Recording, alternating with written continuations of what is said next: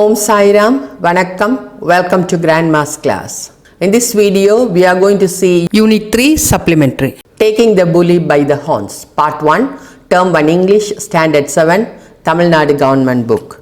You can find the links for Part 2 and the exercises along with mind map in the description box. Taking the Bully by the Horns, Part 1. So இந்த பாடம் வந்து எப்படி பிள்ளைகளை கேலி பண்ணுறதுனால ஏற்படுற விளைவுகள், அது கேலி பண்ணுறது சரியா பிள்ளையா, அதை பற்றிய ஒரு விளக்கம் தான் இந்த பாடம். Meena, Anu and Ajay are in class 7. So all these three children are studying in standard 7.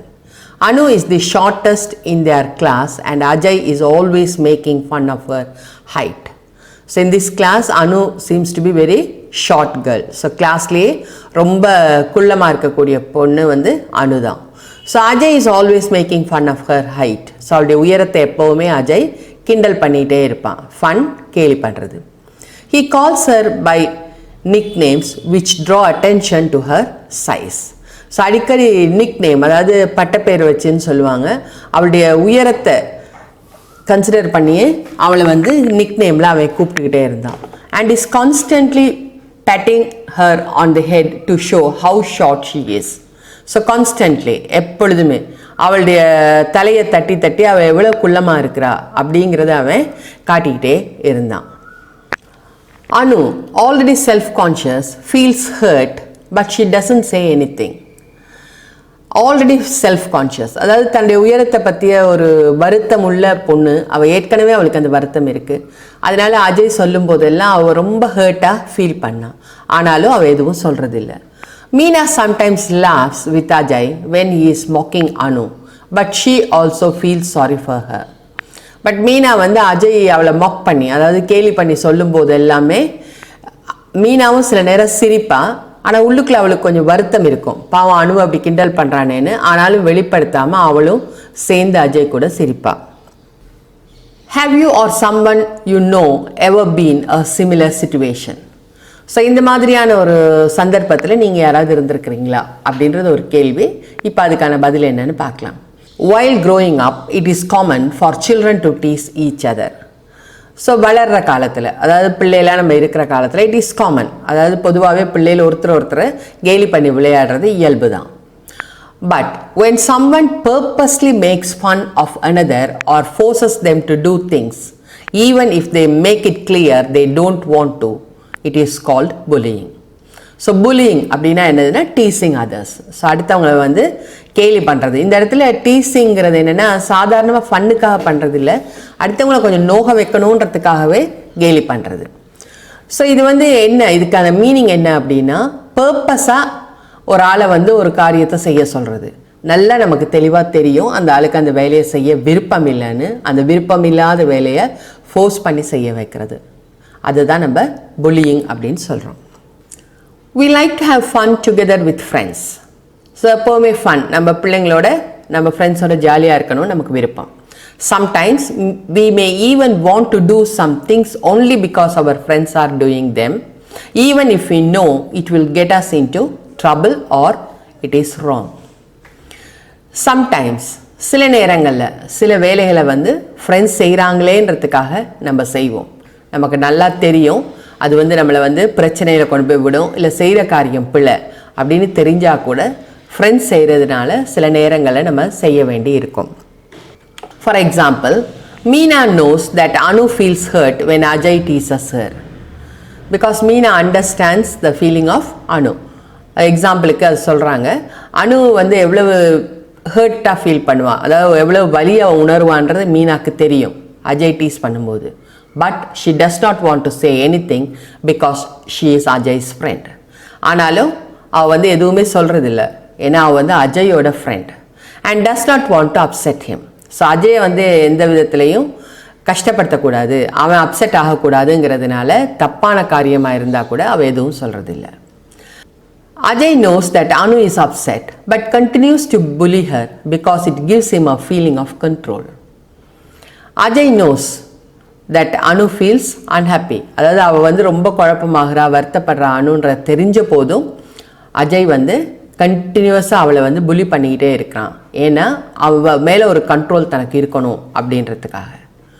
Also, he enjoys the attention he is getting from others who laugh instead of telling him to stop. So அடுத்தது getting attention from others. So அடுத்தவங்களை வந்து எல்லாரும் அவன் கேலி பண்ணும்போது சிரிக்கிறாங்களே தவிர யாருமே அவனை அதை செய்யாதன்னு சொல்லலை. ஸோ அந்த மாதிரி ஆட்களுடைய அட்டென்ஷனுக்காகவும் he keeps on bullying Anu. But is making someone feel unhappy about themselves a sign of strength?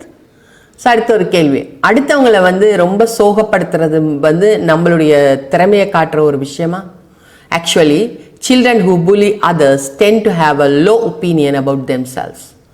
So நிஜத்திலேயே யார் அடுத்தவங்களை புலி பண்ணுறாங்களோ அவங்களுக்கு எப்பயுமே ஒரு லோ ஒப்பீனியன், அதாவது ஒரு தாழ்வு மனப்பான்மை அவங்க மேலேயே இருக்கும். அதனால தான் அவங்க அடுத்தவங்களே புலி பண்ணுறாங்க.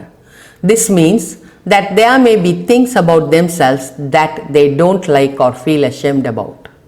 ஸோ இதுக்கு என்ன அர்த்தம், ஏன் தாழ்வு மனப்பான்மை அப்படின்னா, அவங்கக்கிட்டேயே சில விஷயங்கள் இருக்கும், அது வந்து அவங்களுக்கு பிடிக்காத சில விஷயங்கள் அவங்கள்ட்ட இருக்கும், அல்லது அந்த விஷயங்களை நினச்சி தன்னைத்தானே கேவலப்படுத்திக்கிற மாதிரி இருக்கக்கூடிய சில விஷயங்கள் இருக்கிறதுனால தான் அவங்க வந்து அடுத்தவங்களை புலி பண்ண முயற்சி பண்ணுறாங்க.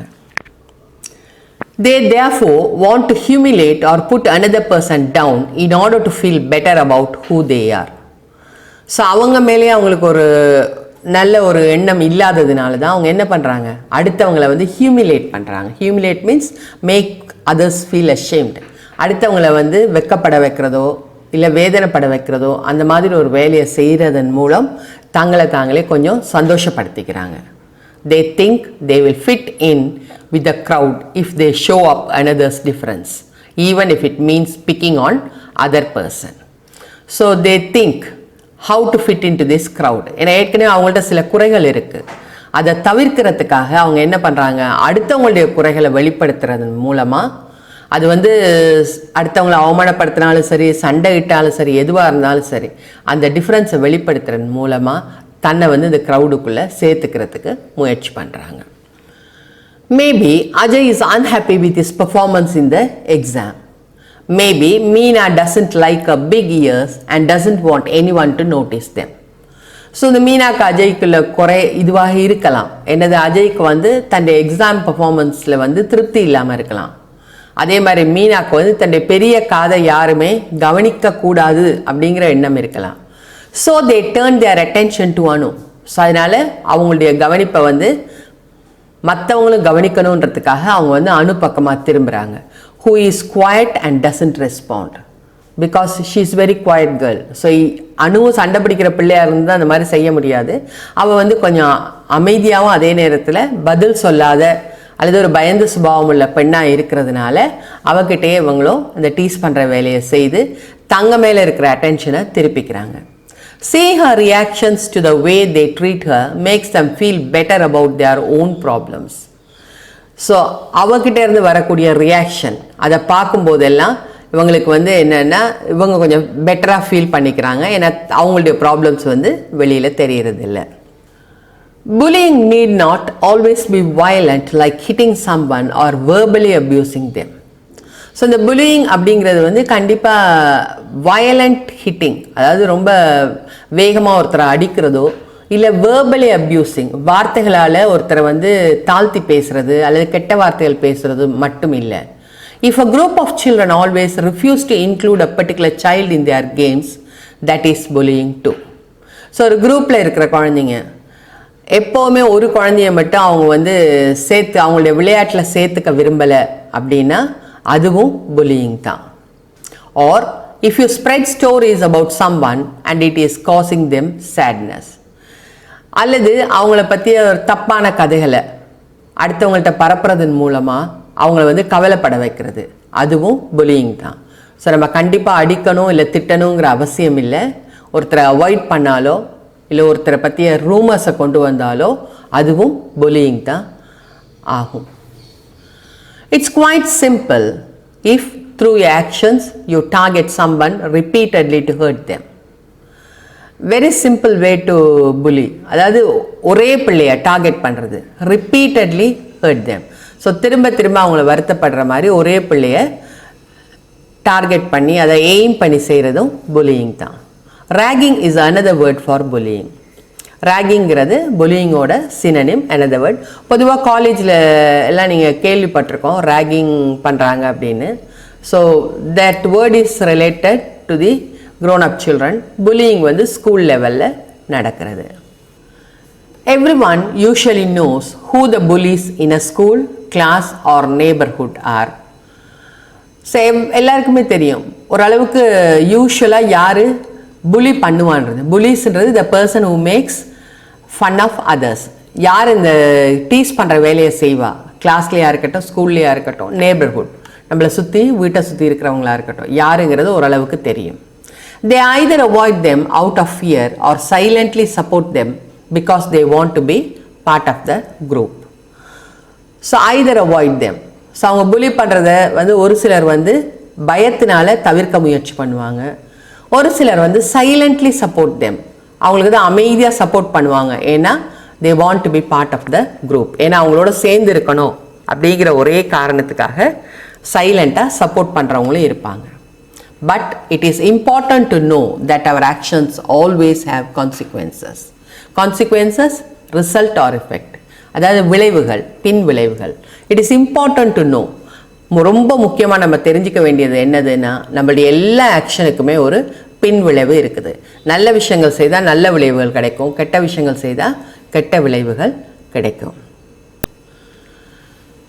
Have you heard of the term peer pressure?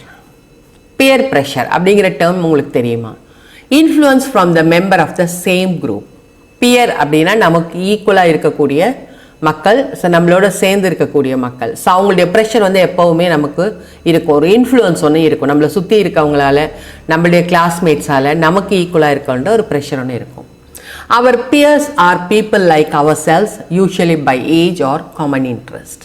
So peer அப்படிங்கிறது என்னது அப்படின்னா, நமக்கு ஈக்குவலான ஏஜில் இருக்கிறவங்க அல்லது காமன் இன்ட்ரெஸ்ட், பொதுவாக இருக்கக்கூடிய ஆர்வமான விஷயங்களில் நம்ம வந்து அவங்களுடைய குரூப்பில் வருவோம். Your classmates and friends are your peers. So நம்மளுடைய ஃப்ரெண்ட்ஸும் கிளாஸ்மேட்ஸும் தான் நம்மளுடைய peer. Sometimes you can find yourself disagreeing with something that everyone is doing, but you also end up doing it because you don't want to be the odd one out. Sometimes we will be disagreeing with something. சில நேரங்களில் நம்மளுடைய pier குரூப்பில் உள்ளவங்க செய்கிற காரியங்களில் நமக்கு விருப்பம் இல்லாமல் இருக்கும், டிஸ்அக்ரீயிங். அதாவது அதுக்கு வந்து நம்ம ஒத்துழைப்போ அல்லது அதை ஒத்துக்கவோ நம்மளால் முடியாமல் இருக்கும் சில வேலைகள். ஆனாலும் everyone is doing, but you also end up doing it because you don't want to be the odd one out. So மற்றவங்க எல்லாரும் செய்கிறதுனால வேறு வழி இல்லாமல் நம்மளும் அந்த காரியத்தை செய்வோம். ஏன்னா நம்ம வந்து ஆட் மேன் அவுட்டாக இருக்கக்கூடாது. நம்ம மட்டும் செய்யாமல் இருந்தால் நம்ம அவங்கள விட்டு விலகி வந்துடுவோன்ற பயத்தினால நமக்கு விருப்பம் இல்லாத காரியத்தை கூட தொடர்ந்து நம்ம அவங்களுக்காக செய்வோம். So they are giving us an example. It can be something silly like praising a movie everyone's excited about but you are not. So ஒரு சின்ன விஷயம், சில்லியான விஷயம், எல்லாரும் ஒரு மூவியை பற்றி ப்ரைஸ் பண்ணி பேசுகிறாங்க, but you are not excited. உங்களுக்கு வந்து ஆனால் படத்தை அது பிடிக்கவே இல்லை. Or it can be something more serious like ragging another child as a group even if you don't want to. So இன்னொரு விஷயம் என்னென்னா, சில நேரத்தில் எல்லோரும் குரூப்பாக சேர்ந்து இன்னொரு ஆளை வந்து டீஸ் பண்ணுவாங்க. அந்த குரூப்பில் நீங்கள் இருக்கிறதுனால நீங்கள் அதை விட்டு வெளியே போக முடியாமல் நீங்களும் சேர்ந்து இருக்க வேண்டி வரும். There is a huge pressure to act like everyone else and you give in. The huge pressure, அதாவது ரொம்ப அழுத்தம், அதாவது பெரிய ஒரு அவசியம் ஒன்று இருக்கும். அவங்கள மாதிரியே நீங்களும் ஆக்ட் பண்ணணும், வேறு வழி இல்லாமல் நீங்களும் விருப்பம் இல்லாத காரியத்தை உங்களுடைய பியர் செய்கிறதுனால நீங்களும் செய்வீங்க. So this is what is called peer pressure. Here ends your first part of the lesson. Thank you for watching. Don't forget to watch the rest of the parts. Like, share and subscribe to our Grandma's class. Thank you. Om Sai Ram.